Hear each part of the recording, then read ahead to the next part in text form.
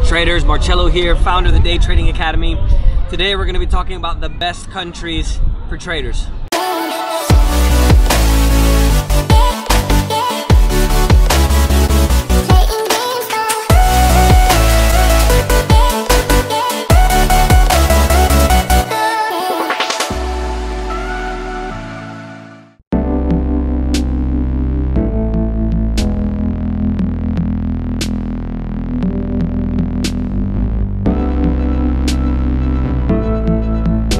So one of the things that I always look for, and for those of you guys that know me, I've been traveling around the world now for 8 or 9 years, over 100 countries, all 7 continents. I've lived in 12 countries spanning 5 continents. For those of you that know, I'm kind of based in Colombia now. I'm not there more than 6 months out of the year, but we obviously have the trading center there. We have a lot of traders in Mexico as well.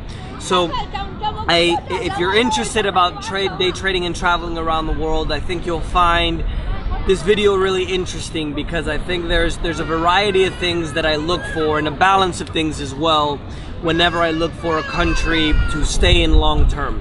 Now, whenever I do travel, if you are going to be trading or learning to trade, whatever the case may be, there's a few things that you have to consider when you're traveling around the world.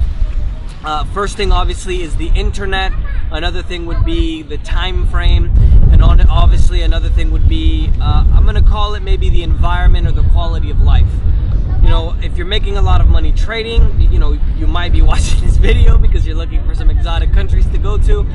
So even though a country may be very expensive, for example here in Singapore, where the Marina Bay Sands Resort, which has pretty good internet as well, you might not want to stay in a place like this because you can get the same quality of life or quality of living in another place that's a fraction of the cost.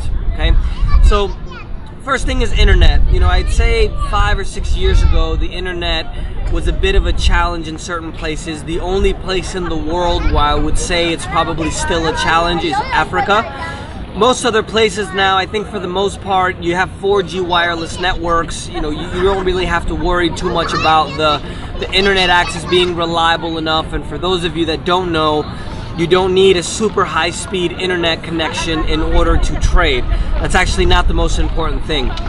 The most important thing would actually be the quality of the internet connection. So you don't want it going in and out, right?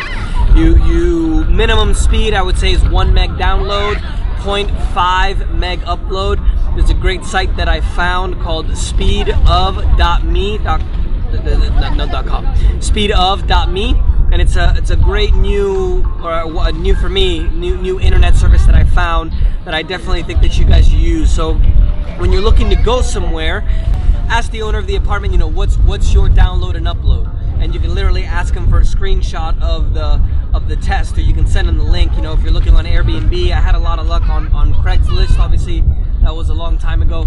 So that's the first thing, it's quality of internet, which for the most part now you don't have to worry about. Even in most of the interiors of Europe or even South America, Latin America, you don't have to worry about it. Europe, honestly, there's a few places that you might have to worry about, but after that is the time frame. So this is personal preference. I don't want to wake up at 4 in the morning or 6 in the morning to trade. I prefer waking up a little bit later.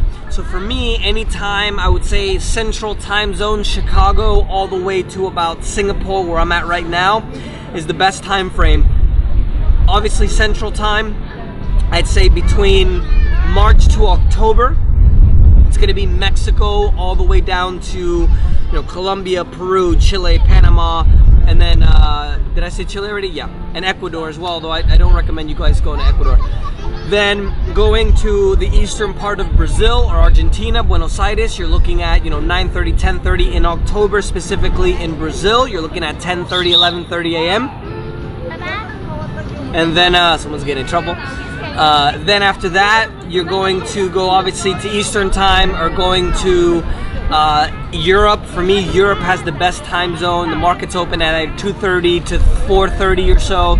You know, if you're in Spain or Italy, you go out, have a good night, eat dinner at 11, 12 at night, party, wake up, go to the gym, 12-ish, and then after that, you're ready literally to go to the gym, or excuse me, ready to start trading, right? You go to the gym, eat, and then you start trading. So for me, that's perfect.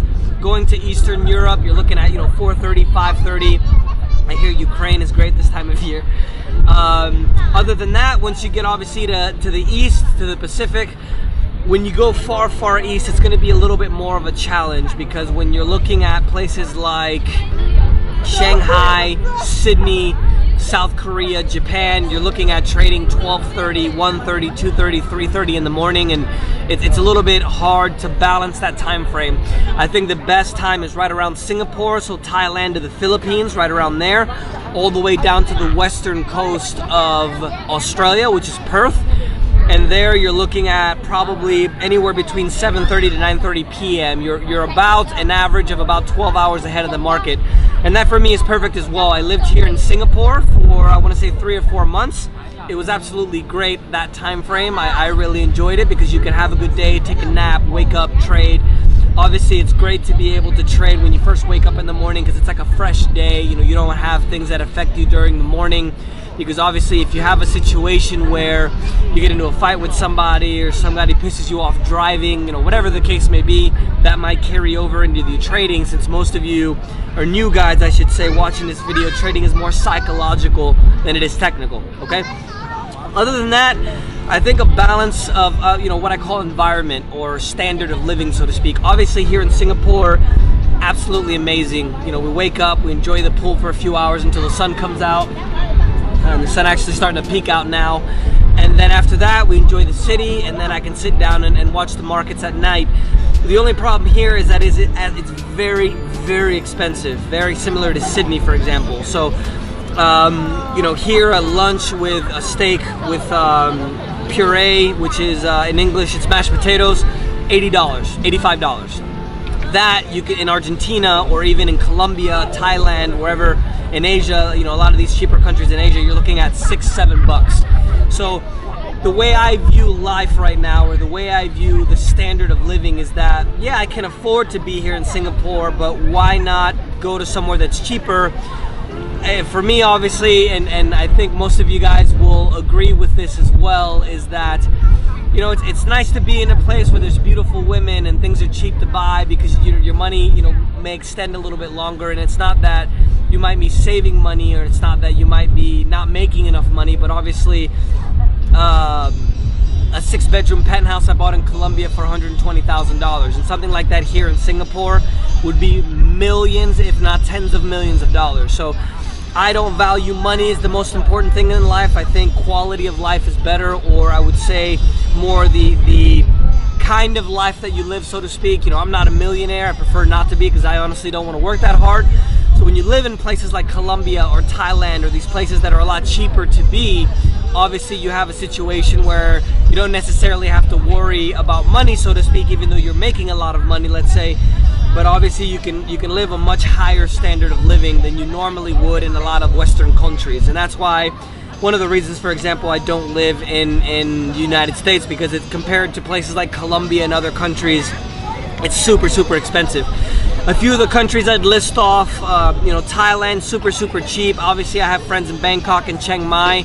Both of them have great internet. You can get meals for pennies on the dollar, massages every day for a few dollars. No happy endings though, okay? Colombia obviously super cheap as well. You're looking at, I have, just to give you guys a little bit of insight into my life there, I have a full-time chef, full-time maid, 6-bedroom penthouse, all expenses, all in, cell phone, electricity, everything, internet, TV. I don't have TV.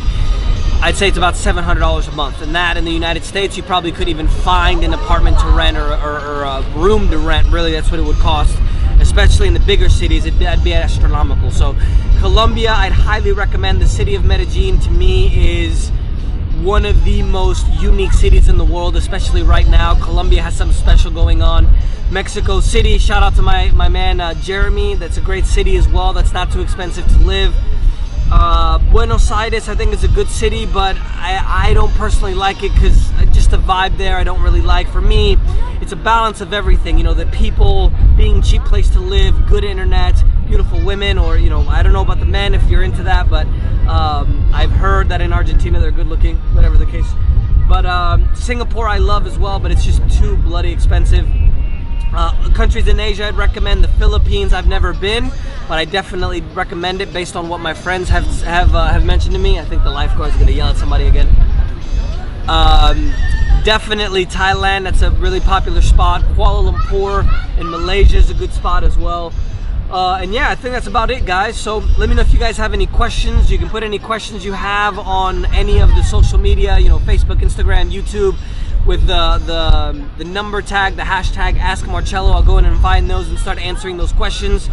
We're gonna enjoy the rest of Asia. So far, this has been a great birthday. I met Jim Rogers here in Singapore. He actually lives here. It was great to meet him. He even mentioned a few things about Medellin as well. So definitely go and check it out, and we'll talk to you guys soon. Ciao.